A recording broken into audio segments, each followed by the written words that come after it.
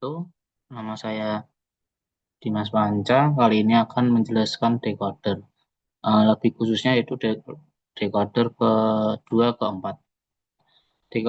Sebelumnya yaitu decoder adalah rangkaian logika kombinasi yang berfungsi untuk mengubah kode biner pada input menjadi sinyal output unik yang sesuai dengan kombinasi tertentu. Pada dasarnya, decoder melakukan fungsi kebalikan dari encoder.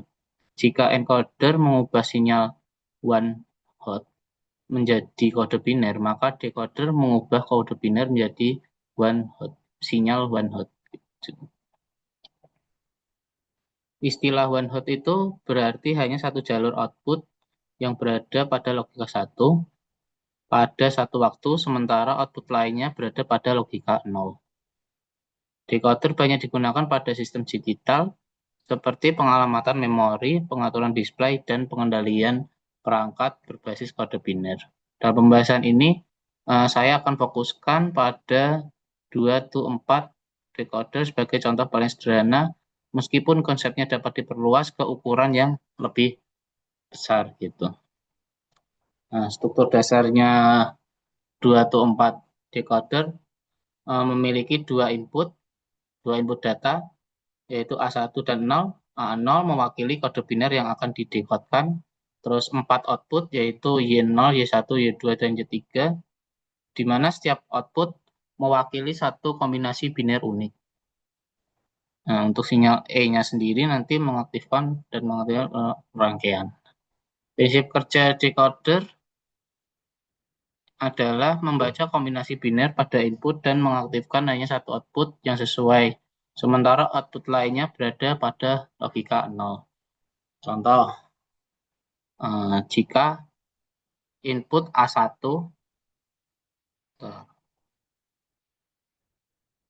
contoh jika output input A1 dan A0 di posisi 0, maka Y0 yang akan bernilai 1, sedangkan lainnya 0. Jika A1 dan A0 sama dengan 01, maka Y1-nya yang akan 1 dan lainnya 0. Nah, sedangkan untuk A1 dan A0 di posisi 1, 0, maka Y2-nya di posisi 1. Nah, A1 dan A0 bernilai 1, maka Y3-nya yang akan bernilai 1. Itu. Nah, lebih seperti itu. Dari tabel persamaan, kita bisa dari tabel ini kita bisa menggunakan masing-masing output, yaitu seperti ini Y0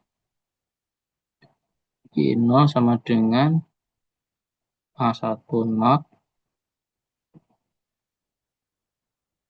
terus A0 not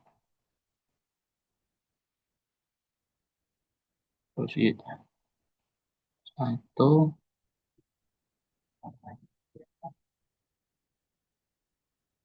A1 not not Y2 di A1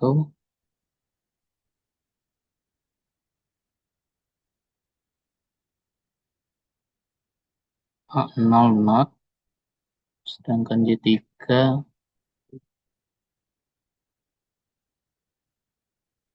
di A1 dan A0 dan A0 gitu.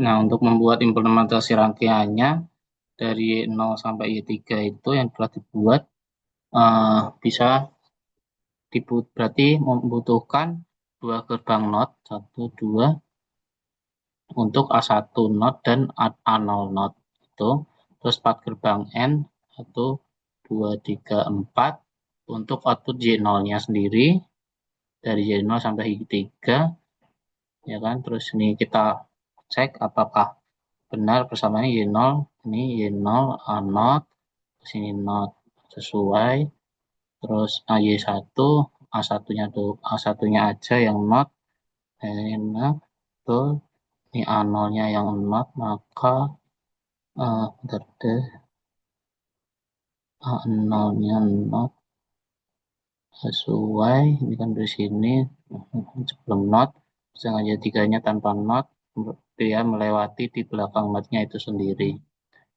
gitu.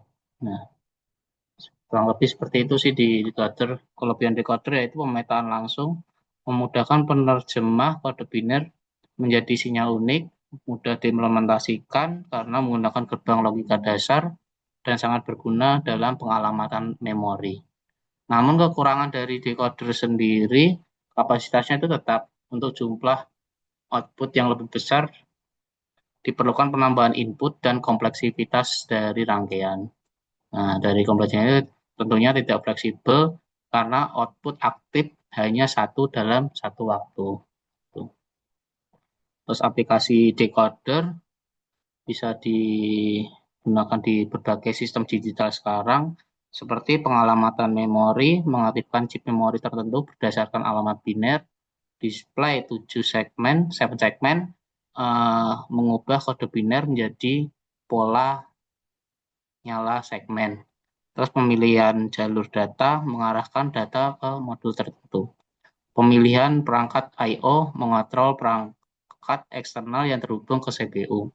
Dan terakhir, aplikasi decoder pengendalian lampu lalu lintas, di mana bisa mengaktifkan pola nyala lampu berdasarkan kode biner.